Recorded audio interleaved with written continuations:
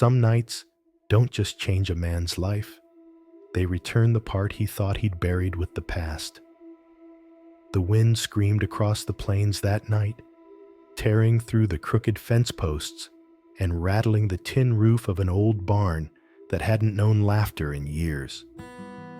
Inside, Elias Varon sat hunched near a dying lantern, mending a torn saddle strap with hands that looked more like old rope than flesh. His coffee had long gone cold, but he sipped it anyway, bitter, the way he liked his solitude. Since the war ended and the fire took his home, Elias had lived alone on this forgotten patch of land near Raven Creek, a small town that stopped believing in second chances. They said he used to smile once. Maybe that was true, but out here, under a bruised sky, in the endless whisper of dust, smiles had no business surviving. Then came the knock.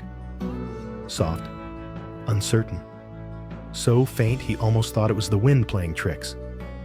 But it came again. 3 careful taps against the barn door. Elias froze, every muscle stiff. Nobody came this far after dark, not in weather like this.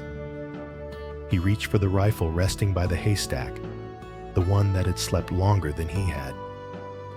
When he opened the door, lightning split the night. A small girl, no more than 7, stood shivering beneath a soaked blanket. Beside her, a woman in a torn shawl held her steady, her face pale but proud. "Please," the woman said, voice trembling from cold and pride alike. "Just till the storm passes." Elias studied them in silence. The barn smelled of damp hay and regret. The woman's eyes, gray, haunted, but unbroken, met his, and for a moment he saw something there, something he'd long forgotten. He stepped aside, wordless, and gestured them in. The little girl's teeth chattered as she clung to her mother's skirt. The woman hesitated, perhaps fearing what kind of man he was. Elias only tipped his hat and muttered, "Ain't no one left out in weather like this." They entered, the door creaking shut behind them. And though the storm raged louder outside, inside that old barn, something else had begun to stir. The silence between strangers, the first flicker of trust, the faint, fragile beginning of something neither of them dared to name. The storm broke just before dawn. The rain slowed to a whisper, and the barn sighed under its own weight. Old wood, groaning like bones remembering their youth. Elias stirred the dying embers in his small stove, coaxing what little warmth he could. The woman and child were still asleep near the hayloft, wrapped in an old horse blanket he dug out from a chest of memories. For the first time in years, the barn didn't feel empty. The woman's name, he'd learned hours ago, was Marianne Lorraine. Her daughter, Clara, had fallen asleep before the introductions were done. Elias didn't ask questions. He just noticed the tremor in Marianne's hands when she tucked the blanket around her girl, and how her eyes never stopped scanning the shadows like someone used to running. When the stove hissed and cracked, she startled. Elias spoke softly, not looking up. "Fire don't bite unless you give it reason." She almost smiled. "Habit," she murmured. "Sometimes I forget I'm safe." He nodded.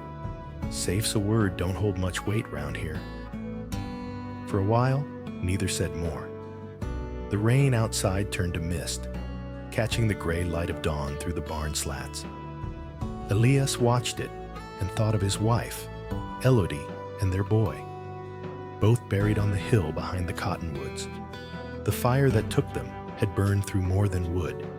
It burned through him, left him hollow and mean until even God stopped knocking. Marianne broke the silence. "Clara hasn't eaten since yesterday morning," she said softly. "We were heading east. Didn't plan on the storm." Elias stood without a word, rummaged through a small cupboard, and came back with 2 tins, beans and jerky, the staples of loneliness. He handed them over, then sat back by the stove. Watching them eat was strange, familiar, yet painful, like hearing a song he used to know.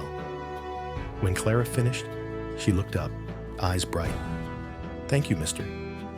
He nodded, his throat too tight to speak. Marianne met his gaze across the flickering light. Something unspoken passed between them. 2 souls carrying too much silence, recognizing it in each other. Then faintly from outside came the sound of hooves. Slow, deliberate. Elias froze. Marianne's face drained of color. She rose to her feet, clutching Clara's shoulder. "They found us," she whispered. Elias reached for the rifle leaning against the beam. His voice was steady, low as gravel. "Who's they?" Marianne's answer came like a prayer swallowed by fear. "The men I ran from." The sound of hooves drew closer, slow, deliberate, as if whoever rode them wanted to be heard. Elias moved toward the barn door and peeked through the narrow crack between the planks. Through the mist, he saw 3 men on horseback, each one wrapped in oilskin coats dark with rain. The man at the front wore a black hat with a silver band, his face hidden beneath the brim. Marianne clutched Clara close, her knuckles white. "Don't let them see her," she whispered. Elias looked back at her, eyes narrowing. "You best start talking, Miss Lorraine. Who are they?" She hesitated, torn between shame and fear, then spoke in a trembling voice. "My husband's foreman, and the men he pays. I left him 2 weeks ago." Elias turned fully to face her now, his jaw tightening. Left him? Or ran from him? Marianne's eyes flickered. "He's not a man anymore, Mr. Varon. Not since the drink took him. I thought I could protect Clara, but he'd sooner break her spirit just to see me crawl. We ran the night he hit her for crying." Her voice cracked like thin glass. "I thought we were far enough by now." The words hung in the air, heavy and bitter. Elias looked at the small girl hiding behind her mother's skirt, the bruise on her arm, faint but visible in the firelight. Something inside him, long buried under ashes and regret, began to stir. Outside, the horses stopped. A voice called out, coarse, deep, commanding. "Anyone in that barn? We're looking for a woman and a kid. Ain't no trouble if they're not here." Elias didn't move. The voice had the sound of violence beneath the civility, a tone Elias had heard too many times in his soldier days. He turned back to Marianne. "If I open that door, they'll see the lantern light. Best stay quiet." She nodded, pulling Clara close. The little girl's eyes shimmered with tears she didn't dare let fall. Elias's mind was working.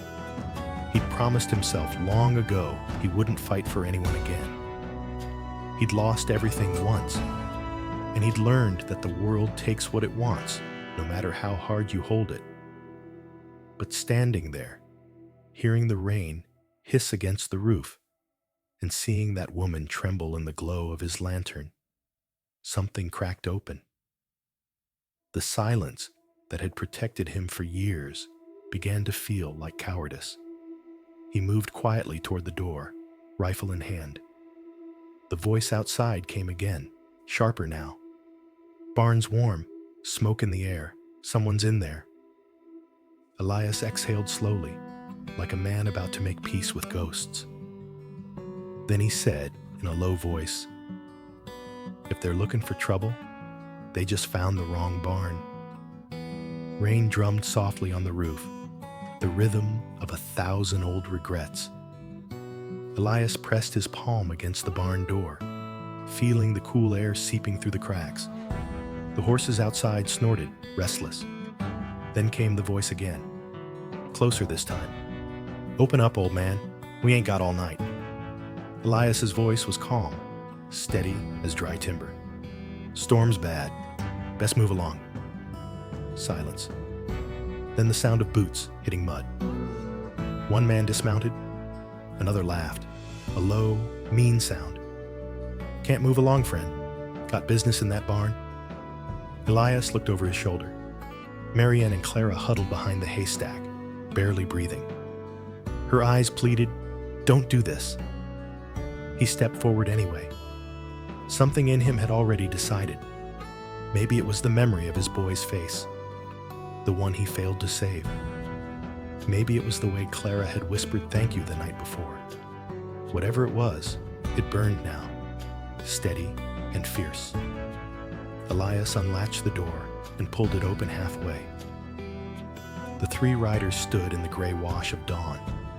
Their coats dripped rain, their faces hard as the land itself. The leader lifted his hat slightly, revealing a scar running from temple to jaw. His eyes were pale and cruel. "Name's Harlan Creed," he said. "You seen a woman pass through here? Dark hair, traveling with a little girl?" Elias studied him, expression unreadable. "Ain't seen no one." Harlan smiled, the kind of smile that never reached the eyes. "Mind if we take a look around?" Elias's grip tightened on the rifle. "Reckon I do mind." The two men behind Harlan shifted uneasily. One of them spat into the mud. "You threatening us, old man?" Elias didn't blink. "Not yet." The moment stretched thin, a taut wire between violence and restraint. The rain whispered. The horses stamped. Somewhere inside the barn, Clara whimpered softly. Harlan heard it. His gaze shifted past Elias toward the sound. "Thought you said you were alone." Elias's jaw hardened. "So I did." Then Harlan made his mistake. He took one step too close. The rifle rose, smooth, unhurried, like an old habit waking from sleep. Elias's voice came low, steady. "This here barn's mine. Whatever you're hunting out there, it don't live under this roof." For a long breath, no one moved. Then Harlan smirked, tipped his hat, and backed away. "Didn't mean no disrespect, mister. Just asking questions." Elias held his stare until they turned their horses and rode off down the road, their silhouettes fading into the mist. When the last echo of hooves disappeared, Elias lowered the rifle and shut the door. The weight of it all hit him at once. The tremor in his hands, the pounding of his heart. Behind him, Marianne's voice came quiet, broken. "You didn't have to do that. If they come back—" "They won't," he interrupted. "Not tonight." Clara peeked out from behind her mother, eyes wide with something between fear and admiration. "You scared them," she said. Elias managed the ghost of a smile. "Maybe I scared myself too." For a moment, the barn was silent again, but not empty. Something unspoken hung between the three of them now, fragile as dawn light. The storm had passed outside, but inside, another was just beginning to stir. By midday, the storm had wandered off toward the hills, leaving the world washed clean and raw. The barn steamed in the pale sun, and the smell of wet hay mingled with smoke from Elias's stove. Marianne stood by the doorway, holding Clara's small hand while she watched the wind push clouds across the open plain. Her shawl fluttered like a torn flag, but her eyes, those soft gray eyes, had begun to steady. Elias poured water from a rusted kettle into 3 tin cups. "Ain't much of a feast," he said, setting them down on an overturned crate. "But it's warm." Marianne smiled faintly. "Warm's a blessing." Clara ran her fingers along the horse tack hanging from a beam. "You used to ride, Mr. Elias?" He nodded. "Long time ago, before I got too tired of burying things I loved." Marianne's gaze lifted at that, something flickering behind her expression. Curiosity, maybe even understanding. The fire, she said softly. You lost them, didn't you? Elias didn't ask how she knew. Maybe sorrow recognizes its own kind. He simply nodded. Wife and boy. 4 winters back. House went up in the night. Took me till morning to stop blaming God. Marianne said nothing for a while. The silence wasn't awkward, just heavy, full of respect. Finally, she spoke. When you've lost enough, even heaven feels like another lie. Her words cut through him like a truth too sharp to touch. He studied her face, the faint bruise along her temple, the way her voice carried strength even under the weight of her story. He asked quietly, what was his name, the one you ran from? Harlan Creed, she said. He wasn't always that way. We met back east. He was kind once, funny even. Then the drought came, and the bottle stayed. One night, he broke a man's jaw in town and blamed me for his ruin. After that, he broke everything else he could reach. She looked at Clara. We left when he started looking at her with that same anger. I'd rather beg than go back. Elias stared into the fire. The image of Harlan's pale eyes burned behind his own. He could almost taste the kind of cruelty she spoke of. He'd seen men like that in the war. Men who wore hate like armor. You're safe here, he said finally. Ain't no man getting past me. She smiled. Not wide, not trusting yet, but soft. You don't even know us. Don't need to. Sometimes you just know who's worth standing for. Marianne's hand trembled slightly as she brushed Clara's hair away from her face. You'll get yourself hurt for someone else's fight. Elias looked at her then, the light from the stove catching the scar across his knuckles. Ma'am, he said quietly, I already been hurt. This time, maybe it means something. Outside, a lone hawk circled above the prairie, its cry sharp and distant. Inside the barn, for the first time in years, Elias felt the ache of loneliness loosen its grip, replaced by something new, something dangerous. Hope. The days that followed came soft and strange, like the world was holding its breath. Marianne and Clara stayed in the barn, helping Elias with the horses and chores around the yard. The rain had left the earth damp and rich, and wildflowers began to creep through the mud like small, stubborn hopes. Each morning, Clara would feed the chickens, her laughter echoing through the empty pasture, a sound Elias hadn't heard in years. It startled him at first, how it filled the silence. Then it started to heal it. Marianne helped mend what the storm had broken. Roof slats, feed sacks, even Elias's torn shirts. Her hands were quick, gentle, always busy, as though stillness might let the fear catch up again. One afternoon, while the sun burned low in gold, Elias found her by the fence, staring out across the plain. The wind lifted her hair, and for the first time, she looked like she belonged somewhere. You ever think of going back east? He asked quietly. She shook her head. There's nothing there for me anymore. Folks talk too much, and forgiveness costs too much. Elias nodded, eyes fixed on the horizon. Same here, except folks don't talk. They just look at you like you don't belong to the world no more. Marianne turned to him. You do belong, Elias. You just stop believing it. He met her gaze, steady, searching. The wind carried the scent of rain and horses and wild grass. For a long while, neither of them spoke. Something passed between them then, small and wordless, but alive. Later that evening, as the sun bled out behind the hills, Elias sat by the stove while Marianne hummed an old tune he didn't recognize. Clara had fallen asleep with her head in her mother's lap. That song, Elias said softly. Where'd it come from? My mother, Marianne replied. She used to sing it when she thought no one was listening. Said it kept the darkness from staying too long. Elias smiled faintly. Maybe she was right. Marianne looked at him. Really looked. And for a moment, her guard dropped completely. You've been kind, Elias. More than you should have been. He shook his head. Ain't kindness. Just a man trying to do one thing right before he goes. Her eyes softened. Maybe that's where all good things start. Outside, the moon climbed over the barn, washing the world in silver light. Inside, two broken souls sat in silence, the kind that isn't empty, but full of things neither of them dared to say.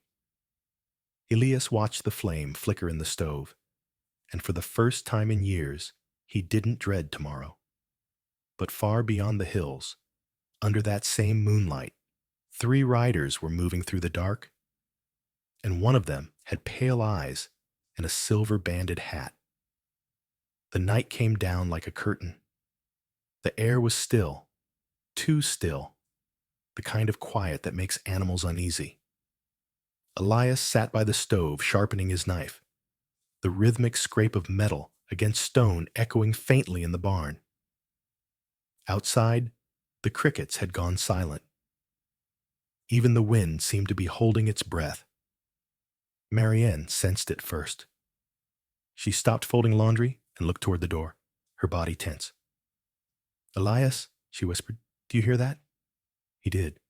Faint, distant, hooves again. Slow, heavy, deliberate. The same rhythm he remembered from that stormy night. He stood, grabbed his rifle, and moved to the door. Through the slats, he saw torchlight flicker between the trees. 3 of them again. Harlan Creed and his men. Marianne's face drained of color. She gathered Clara, clutching her close. I thought he'd given up. I thought... Elias's voice was calm, but cold. Men like that don't stop till someone makes 'em. He stepped outside, closing the barn door behind him. The moon was high now, a pale coin in a sea of darkness.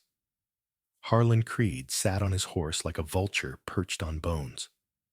Well, well, Harlan called, his grin sharp as a knife. Didn't take you for the babysitting kind, Mr. Varon. Elias said nothing. His rifle hung loose at his side, but his stance was steady. Harlan dismounted, boots sinking into the wet earth. Ain't personal, friend. The woman's mine.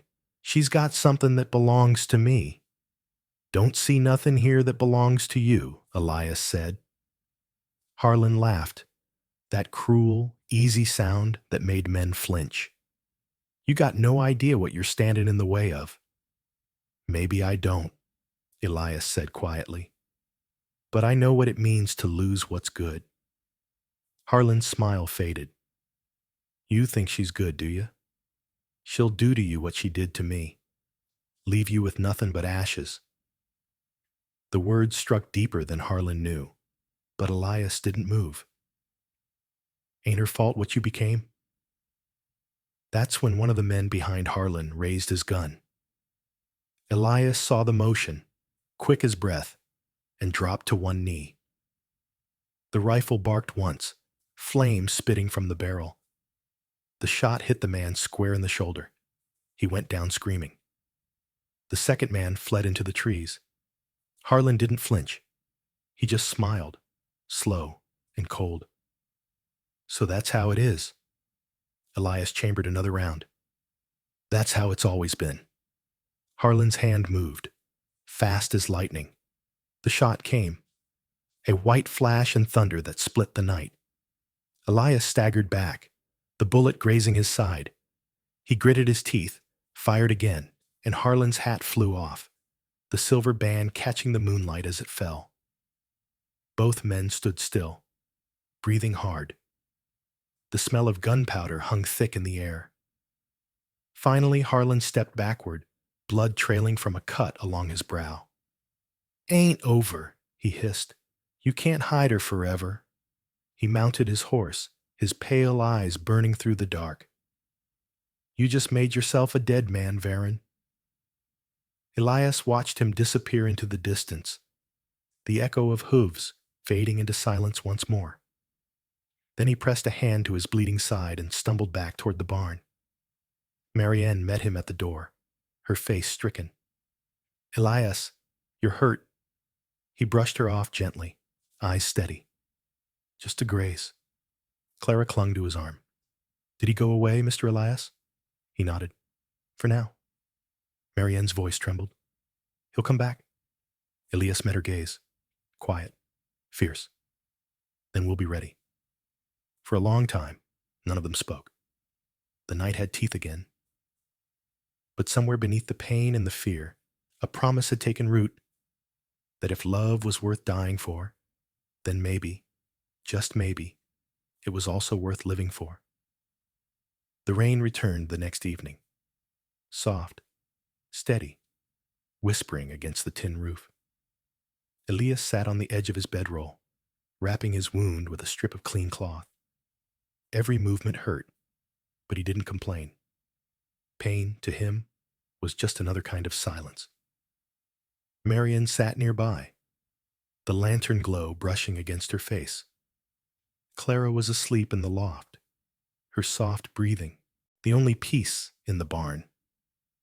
Marian's hands trembled as she tied off the bandage, her fingers brushing his skin for just a second longer than needed. "You should rest," she murmured. Elias looked up at her. Tired, yes, but steady. Rest's for men who don't expect company. She shook her head, forcing a faint smile. "You can't fight a man like Harlan forever." "Don't have to," Elias said softly. "Just once more." Marianne's gaze dropped to the floor. "You shouldn't have to fight at all. Not for us."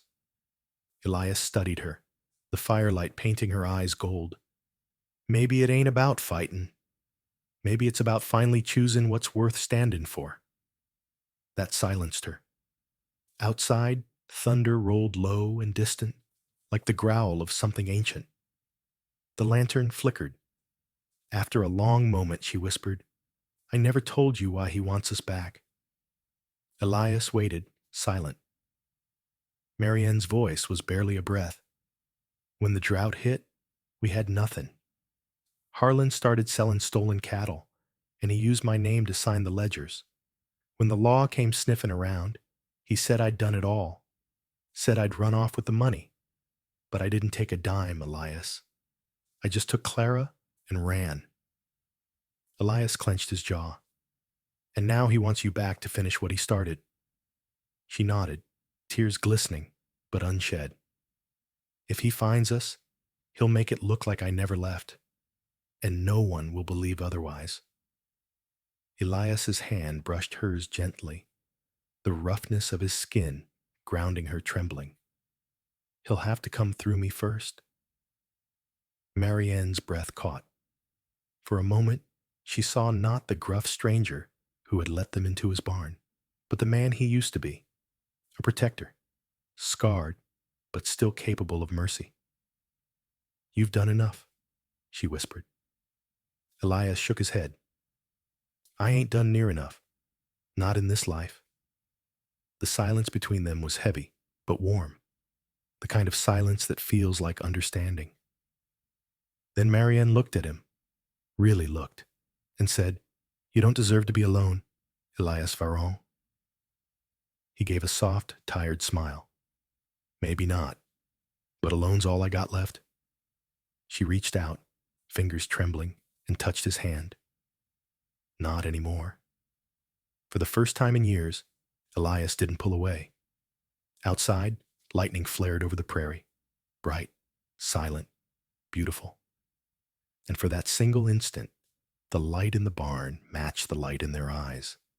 Fragile, flickering, and real.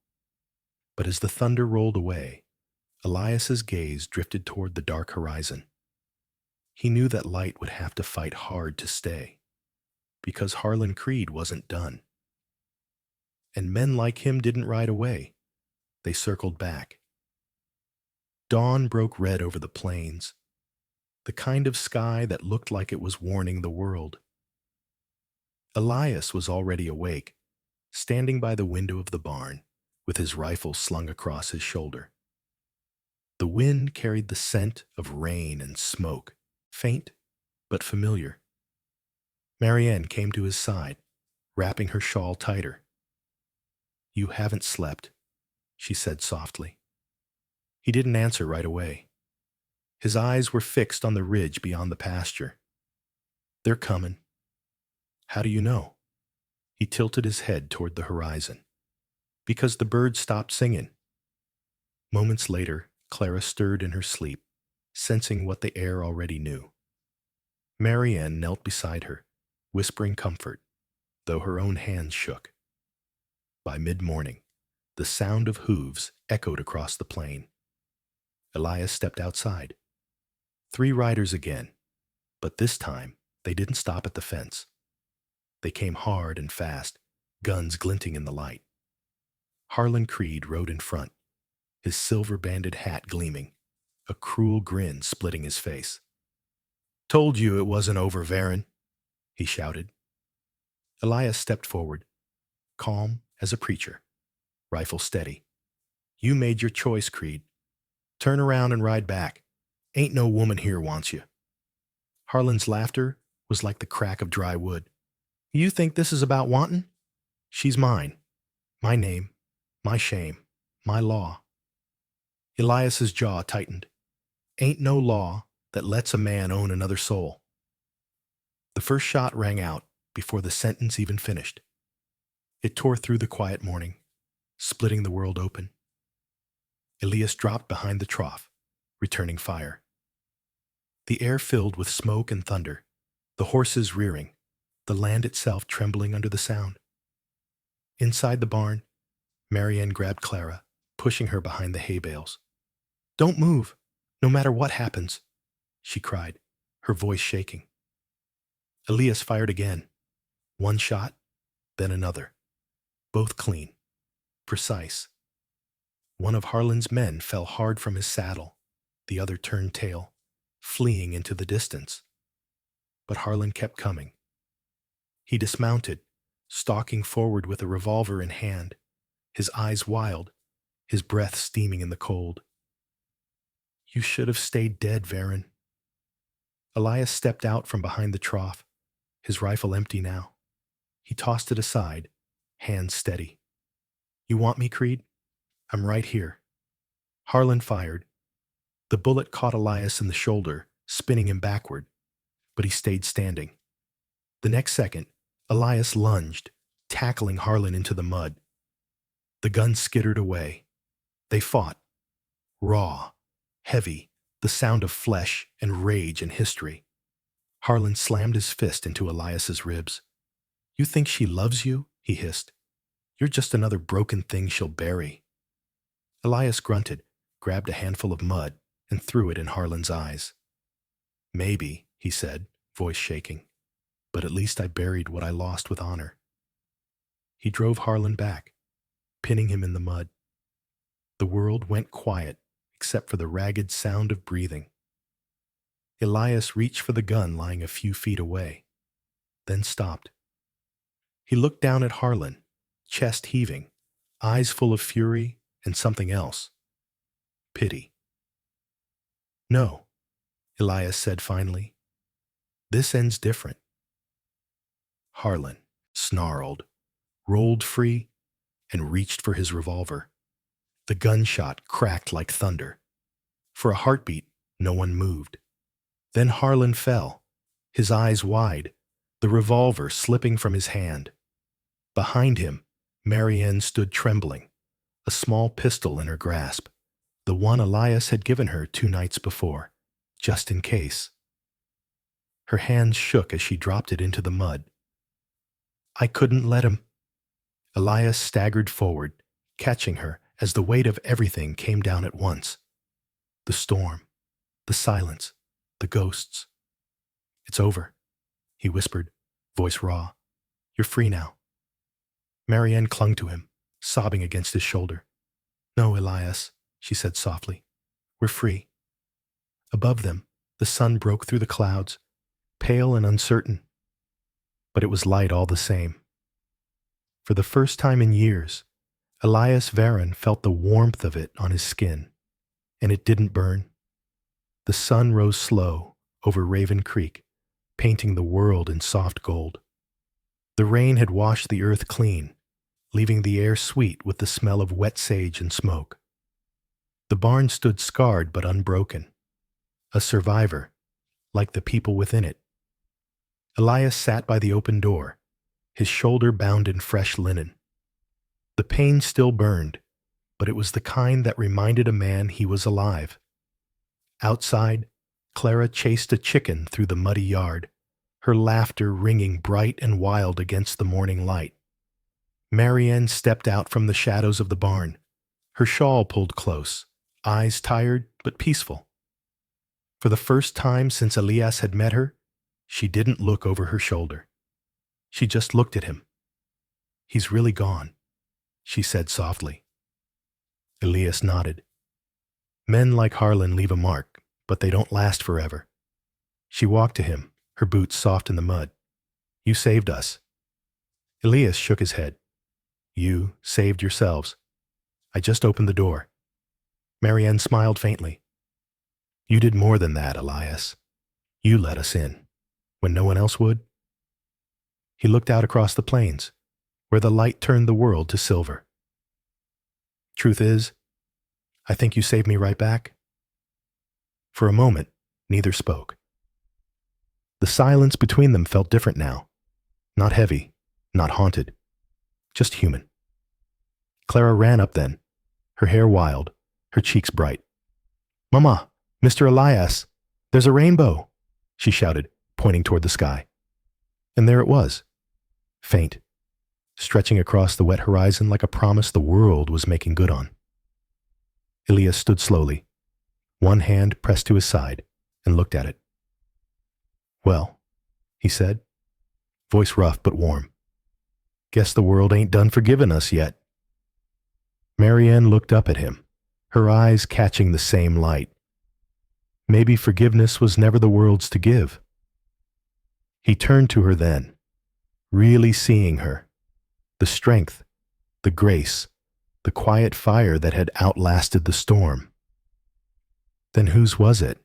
he asked softly. She smiled, that small, steady smile he'd been waiting all his life to see. "Yours, Elias, always was." The wind rolled gentle through the fields, carrying the scent of new earth and morning sun. Elias reached for her hand, rough meeting gentle, the living holding the living. Clara laughed again, chasing light through the puddles, and somewhere in that sound, Elias heard his boy's laughter echoing faintly, not in grief this time, but in peace. He tipped his hat low, eyes glistening beneath the brim. "Come on," he said quietly. "Let's get breakfast started. Ain't no one left out today." Marianne's hand tightened in his. "No," she said softly. "Not ever again." And as the day rose full over the prairie, the three of them stood in the doorway. A man once broken, a woman once hunted, and a child who still believed the world could be kind. For the first time in a long, long while, Elias Varon's heart was home.